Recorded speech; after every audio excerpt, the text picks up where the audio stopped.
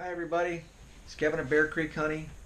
What I wanted to talk to you about today was feeding your bees. Some of the things that I've learned, some of the things I've researched, uh, and some of the things I've learned based on my own experience.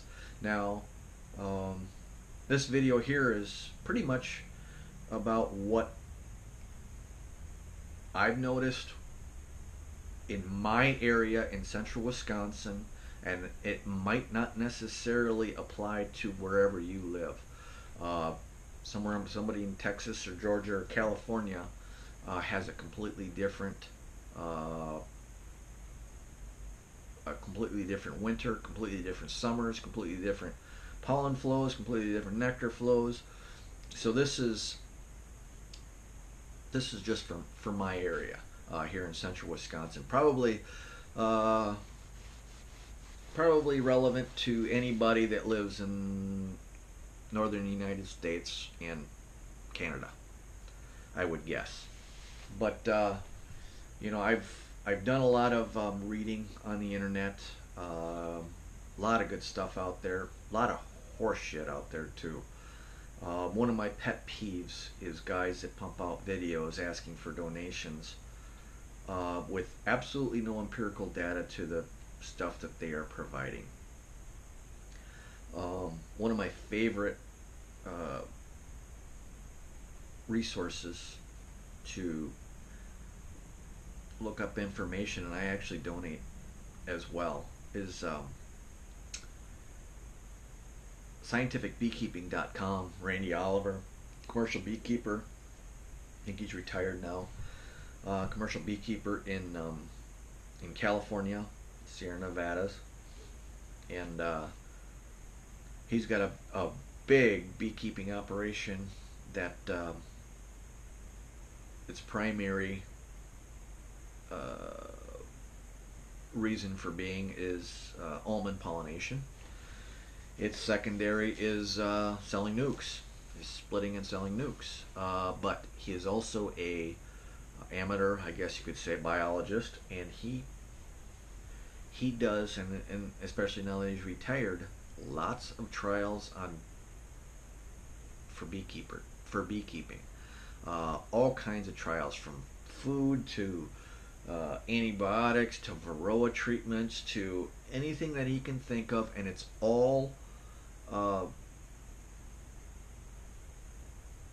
it's all done by donations from beekeeping clubs, beekeeping hobbyists, commercial beekeepers, supply companies. That's what funds this, and that's why he uses obviously his own colonies.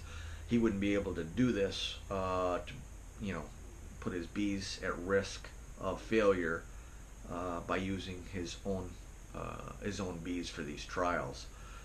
So he uses the funding. If the hive fails, he's not personally out any money. Totally understand that, and I think it's a great program. If you ever watched any of his seminars, it's hard to keep up with him. I mean, he talks very fast because he's so knowledgeable about the subjects, um, but he uses terms that are just foreign to probably 90% of us. But his website, scientificbeekeeping.com, is chock full of information, and some of it is completely probably over my head, but he breaks down his trials into, you know, exactly how he, step by step, on how he does it, his objectives, everything, and then his results of the trials on graphs. And some of it is very technical, but you can get a lot out of it if you read it. And the best thing is, because um, because it's in articles and there's lots of pictures and graphs, you can slow down and catch up and really absorb a lot of what he's saying about it. I watch tons of beekeeping videos from lots of great sources, beekeepers from across the country.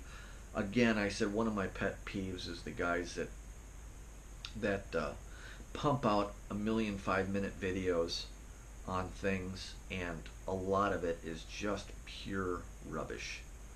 And then they, at the end, they ask for donations to their channel, and they offer zero empirical data to back up whatever claims that they're trying to make, and that bugs the living crap out of me. Number one, that they put it out there. I love empirical data. Not everything can have empirical data, but if you're going to, I don't know, let's say, talk to us about fogging your bee colonies with a fogger using mineral oil. Probably a good idea to maybe do a mic check before and a mic check after, and repeat this, on several colonies, and to give us some semblance that it's effective, rather than, like I said, one guy, he's got 15 different videos on mite treatments, and never really comes out with anything that says whether one is effective or not. And that, again, that the kind of stuff really bugs me, because especially new beekeepers like myself several years ago, really look to that and go, oh man, I got to do that, so I got to go out and run out and go buy this, or I got to go run out and buy that, I got to run out and go buy this. And you really don't need to be doing that, and you really need to go and find somebody or some publications with real empirical data, and that goes from supplemental feed to mite control, ways of mite control, to antibiotics for your colonies. It goes to just about everything. Empirical data and real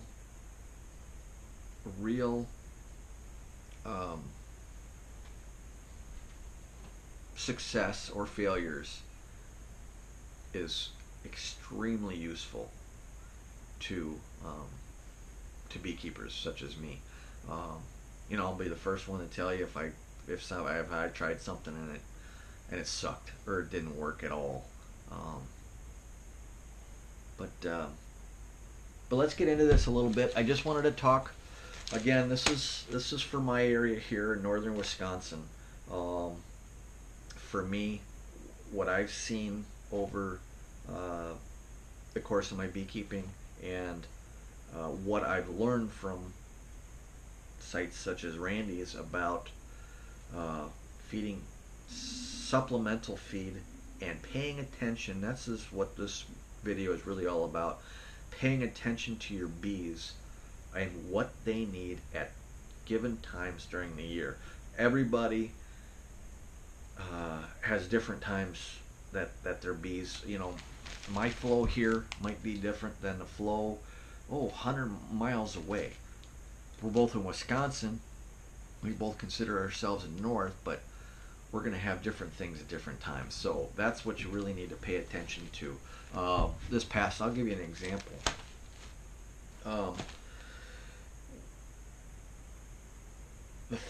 I put my bees on a farm this past year, and it was a hay field, and it had dandelions and clover in the spring, clover and alfalfa all summer long, and it was Xanadu for the bees. This is a perfect place to put bees. But one of the things that I really didn't pay attention to a lot was, sometimes I'd come out, I was like, there was dandelions everywhere, and there was clover, and the clover started getting, it was great. There was pink clover, and there was white clover, and there was just a ton of different flowers for the bees, not to mention all the trees. But I'd come out there after 2 weeks went by, and the hayfield had been cut. Um, and I'm like, oh, he cut the hayfield, you know. And I went up to my hives and you know, and I pulled frames of brood. I'm like, okay, there's honey, you know, they're bringing in some honey, and they're, you know, check the brood, and there'd be, you know, bands of capped brood, and that was great. Um, but what I really didn't, and I, you know, obviously searched for my queen. Oh, there she is. Yep, okay, we're good. But what I really didn't look at was, what is the pollen, the honey band, the pollen band, and the brood look like? You know, I saw the cap brood and I'm like, great, but that cap brood was from, you know, a week to 2 weeks to 3 weeks ago that it was capped, or you know, at least 2 weeks ago that it was capped. I'm talking about now. What is going on in the hive now? And that's what I really didn't pay attention to. Um, Another one of the things that you want to look at as far as uh, your eggs and your larvae is, what do the pools of royal jelly under the eggs or under the larvae, what do they look like? Is it really thick and milky? If it is, you're probably pretty good, because they're feeding their larvae well. If it is very minimal, then they have started cutting back, and they're giving their brood the bare minimum. If there's hardly any whatsoever, they're going to come back in and start consuming those. So those are keys to look for um, when you're evaluating your frames, when you hit periods like a cut hayfield, or a week straight of rain, or 2 weeks of no rain. You know, we're in a drought. So keys to look for.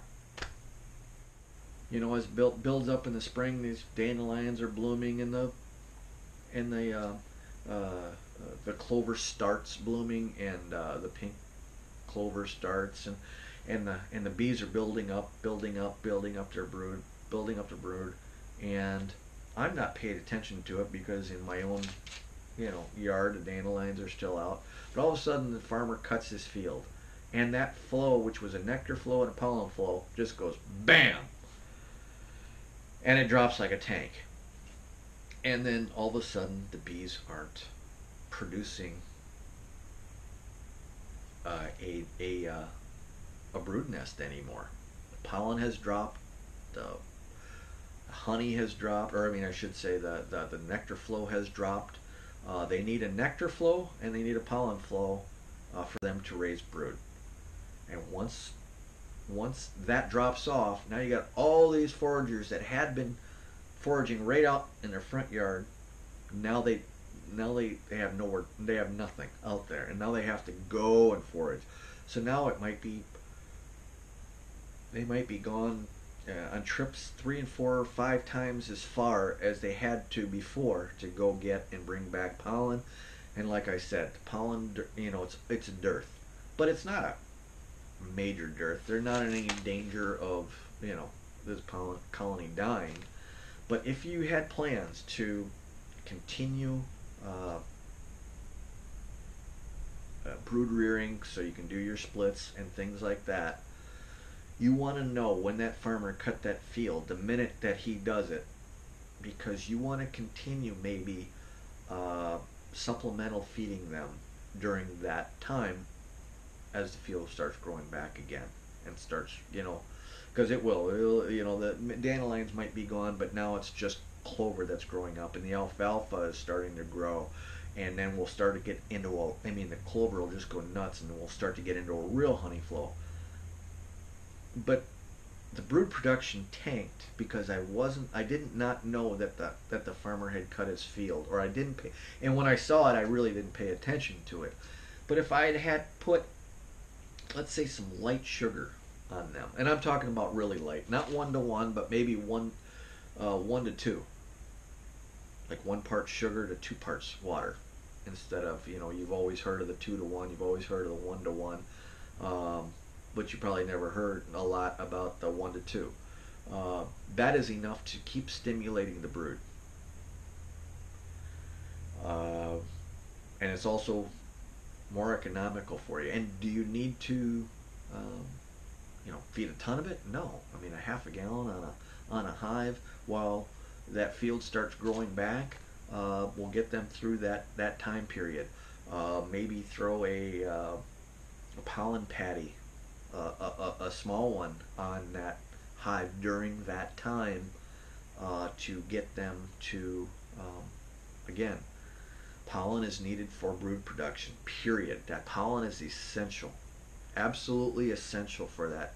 Nectar is good, pollen is better. Nectar helps them produce wax and create comb, uh, and give energy to the foragers and everything in the hive. But they need the protein to feed the queen. They need protein to feed the brood, the emerging or the hatching cells. And if they don't have it, the queen will still be laying eggs. But if they don't have that pollen, they've consumed it all. All the nurse bees that are emerging from their cells are consuming all that stored pollen, and they're creating that. They're spending 5 days, and they're gorging themselves, and they're spending that time, you know, stimulating their glands that will produce that royal jelly and that worker jelly, so that they can feed all the uh, all the eggs with royal jelly, and they will start feeding the brood all the worker jelly, and then all the workers, they have to feed the workers the worker jelly. It's a protein because the workers have changed the way that they do things. They don't process pollen like a nurse bee does. So they don't eat pollen like a nurse bee does, or bee bread, making it into bee bread and things like that. So they don't do that anymore, contrary to popular belief.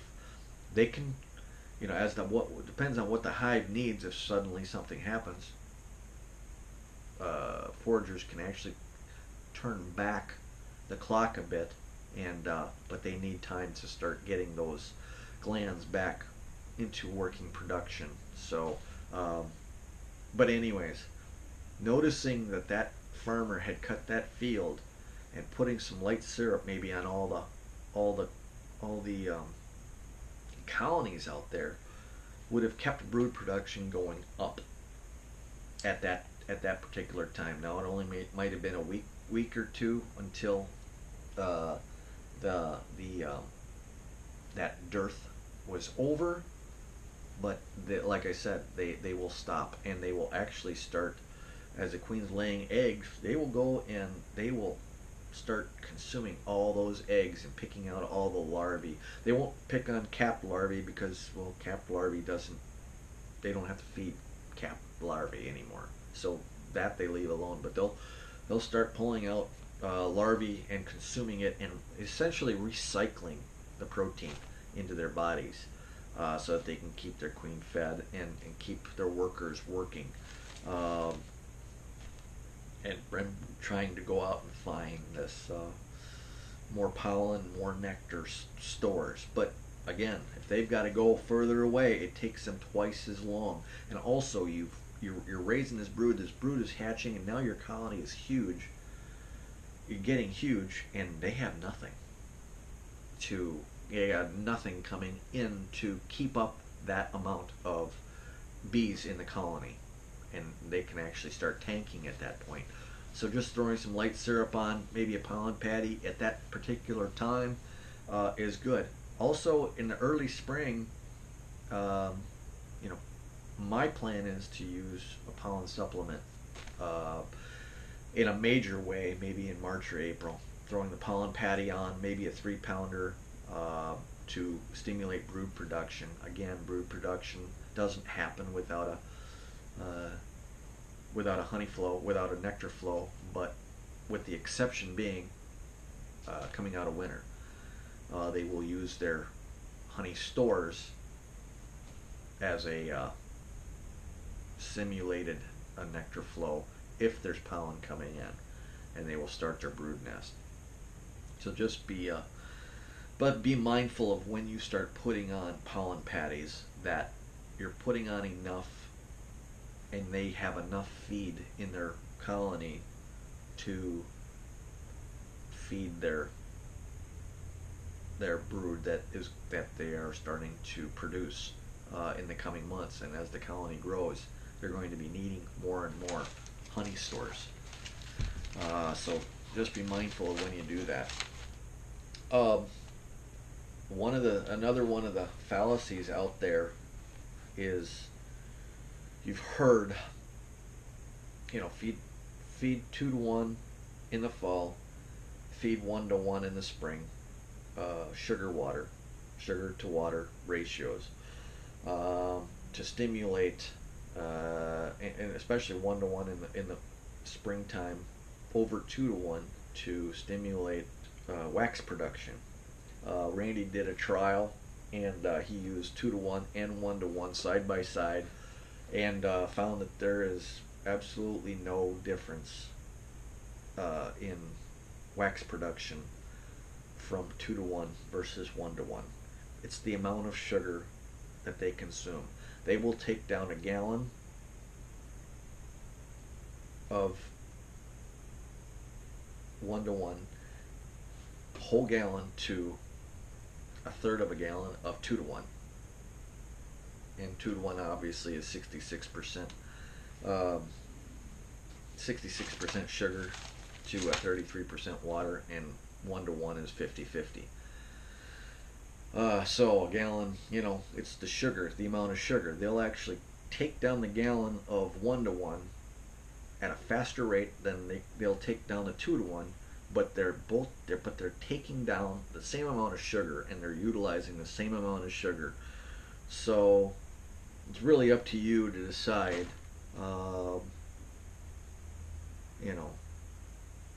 how many trips do you want to make to get them to produce comb. They can produce 1 frame of wax with half a gallon of heavy syrup, and they will store probably 77% of it away, to be honest with you. That's what he found out in his study. Interesting stuff. But the thing is that, you can make less trips giving them more heavier syrup if you so choose. It's a lot easier, obviously, to make 1 to 1. You can make that in cold water. 2 to 1, you have to boil it, so it's more time consuming up front for the 2 to 1, but you have to make less trips out to your bee yard to feed your bees. So keep that in mind, and that's what I'm going to keep in mind as well. Now another thing that you can do in this, and I alluded to this earlier, was the light syrup, and that is 1 to 2, and that's really all you need during dearth periods to keep them stimulating in the brood production. You do not need to feed. Matter of fact, the thicker the syrup, the less they're apt to take it, because nectar for them is very, very light. So it simulates nectar more, being that 1 to 2 rather than the 2 to 1, if that makes any sense to you. And it made perfect sense to me. So don't kill yourself on cost, and that's another aspect of this. Don't kill yourself in cost trying to feed your bees and keep them in the brood production. One of the things that I learned this year was this. Now, if you can see that, this is a mason jar that had some sugar syrup in it, and you can see the black mildew fungus.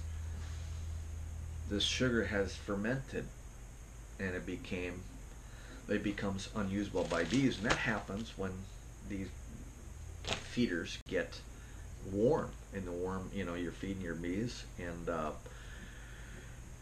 I did not know what to do to prevent it, but one of the things that you can do is add maybe a teaspoon of chlorine bleach to a gallon of sugar water, and that in itself will be enough to actually uh, stop this fermentation process and this bacteria from growing. Now, if you wonder if chlorine is bad for the bees, because I sure did, just think about it this way: um, your neighbor ever moaned because your bees are in their pool or in their hot tub? Um, Bees all the time go for chlorinated water over your over your the water you have them in your bird bath. So chlorine actually is not a detriment to the bees. The chlorine actually binds to the sucrose molecule or the sugar molecule and acts as a germicide. And that's why you put it chlorine in your pools and your hot tubs, and that's try to stop all these funguses and things from growing. And that's exactly what you do in your sugar water. It has no effect on the bees whatsoever. So the next time you're doing this, throw a teaspoon in a gallon of sugar syrup when you're mixing it up, and you can eliminate this growth when it gets warm out, and you'll have clean jars of sugar syrup. So that's a good tip to know.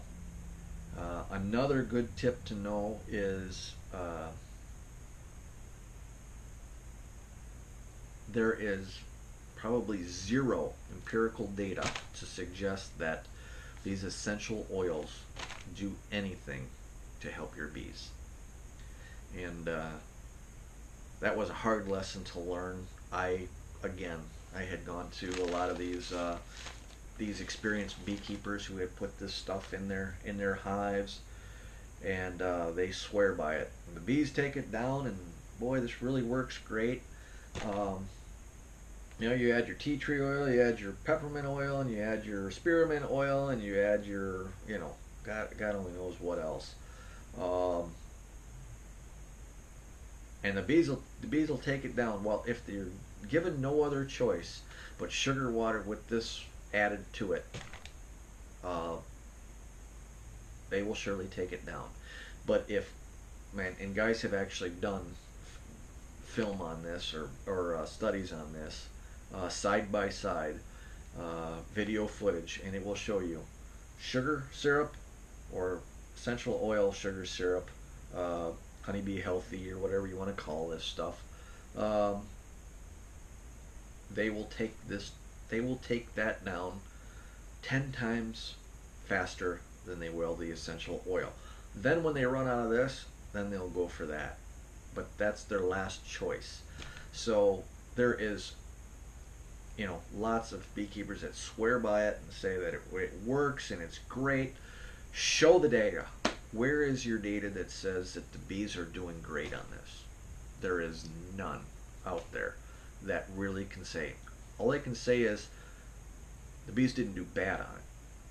So there's an added expense that you could probably do without.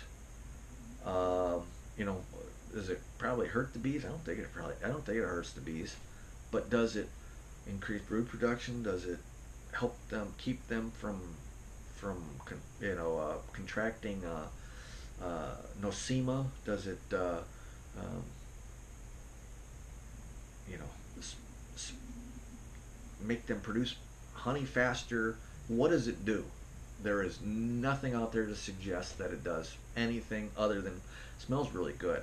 Lemongrass oil probably is the only one that has some value to it, because it occurs. And I don't know this for a fact, but I've done enough reading from several sources that say that when a hive's it attracts bees. Okay, so maybe if you put that in your sugar water, it will attract bees to the sugar water because they can actually smell it from a long, long distance. People use it in their swarm traps because it will attract the bees. I'm not sure exactly what it is that attracts the bees about it, but it smells like lemon. Lemon is really what it smells like, but it's lemongrass oil. Uh, but adding it to the sugar water itself probably might attract, if it'll attract a swarm of bees into a swarm trap, it might attract bees to it, but just to get them to it. Once there, they'll just rather take I guarantee they'd rather just take uh, plain old sugar syrup over anything. Sugar syrup in itself does nothing for the bees. Bees convert it into to glucose and sucrose. Uh, that's what they do with the sucrose itself. Sucrose itself, well, it doesn't have any effect on us either. We do the same thing. We convert it with enzymes in our bodies to glucose and fructose as well. That's what bees do. Fructose, glucose. That's what they convert it to, and that's what they use, and that's how that's how they make their honey. I mean, that's what they do with it. Um, so that's a little tidbit. And again, watching your bees ebbs and flows. Now, do you need to feed them every time that there's a slight dearth? If it rains for 5 days, a few days in a row, there's a dearth, and you're not bringing in any pollen. It's going to happen. Is that the time to uh, supplemental feed your bees? Probably not. You probably don't have to do that. They're going to be just fine. But so there are going to be ebbs and flows as the course of summer goes.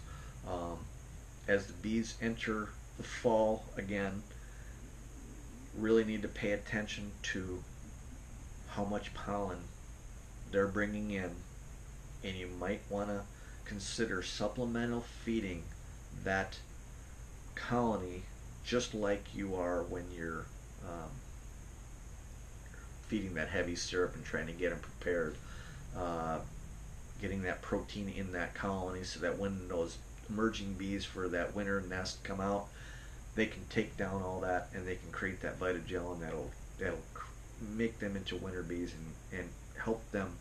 I mean, really get them fat, full of fat body, and let them coast into the spring with that fat body buildup. Very, very, very important. Um, and that's pretty much the gist of what I wanted to talk about today. Again, just understanding where your bees are at as far as their food intake, or as far as what's happening on the outside of the colonies.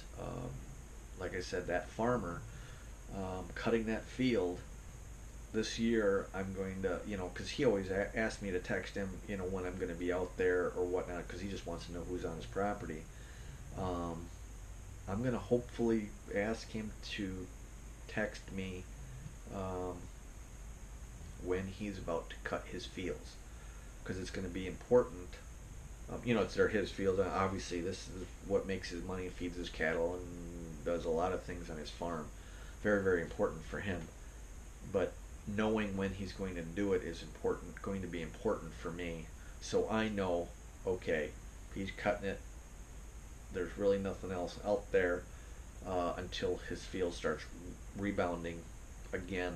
So I might need to put on, in a few days, might need to put on a pail of 2 to 1 or 1 to 2 sugar syrup, and I might want to throw a pollen patty on, or maybe some serious supplement, maybe a 2 pound pollen supplement to get them through a couple weeks of waiting for that new pollen to come in. Oh, one of the most interesting things about Rainey's studies was pollen substitute and pollen and dry pollen He did a complete study, number one, on a ton of different brands uh, of pollen substitute, and there's like four that are the top four. I mean, Ultra B, B Pro, Feed B. Those are all, and there's not much difference between them as far as how his bees reacted to them. Some of the bad ones were the yeast based um, supplements. Those bees did the worst. His control, obviously, that he didn't feed pollen substitute to, actually did the very worst. Um, Pollen, natural pollen, is the best by far. As long as they got that coming in, they're golden. Uh, so if you have a way of storing natural pollen, great. It freezes okay. It does not. Um, it does not. You can't just store it away. It goes bad very, very quickly. So that's why people go to. That's why it's just much easier, especially for us hobbyist beekeepers that are not trapping pollen, to just go with the supplemental feed, by Ultra B. Um, I bought a 50-pound bag, but I can do so many different things with it. I can create my own pollen patties. Now here, I'll show you something. Now this is a pail of what they call Pro Winter, and it's a pollen patty, but it doesn't have a ton of protein. It has some protein, mostly sugar. This is a 10-pound pail that costs $22. Okay, a 50-pound bag of bee pollen um, cost me $90. Let's round it up. I guess you could say an even $100. So that's just say $2 a pound for the bee pollen. Um, Sugar cost me $5 for a 10-pound bag. I can, if I combine 5 pounds of Ultra B, that's $10. 25 pounds of sugar, that's $10. Okay, that's $20. Now I've just made 30 pounds of substitute. That thing cost me $22 for a 10-pound pail that is 95% sugar. Um, Probably more than that, probably 96% sugar. That was a total waste of my money, to be honest with you. Making it yourself, like I said, I probably my 20 pounds of sugar probably cost me, like I said, $10, and 5 pounds of honeybees, $10, so $20 for 30 pounds is way different than $22 for 10 pounds. So the math is kind of clear on making your own pollen patties and your own candy boards and things like that. More hives you get, you're not going to want to be making these candy boards. You're going to want to be, you know, feeding the bees in maybe a little bit different direction. But for most of the hobbyists that have a dozen hives or less, most people just have about 3 or 4 hives. You can do this kind of stuff yourself. I'm going to make, like I said, a 30-pound brick of this pollen patty in a pail, not in a pail, but in a plastic sort of a plastic tote, and then throw it on a table, slice it up, and I can get 2-pound patties or maybe 3-pound patties, and I can feed 10 hives with this stuff. So very, very cost effective for me this spring. That's my plan anyways. So cost is also a big factor.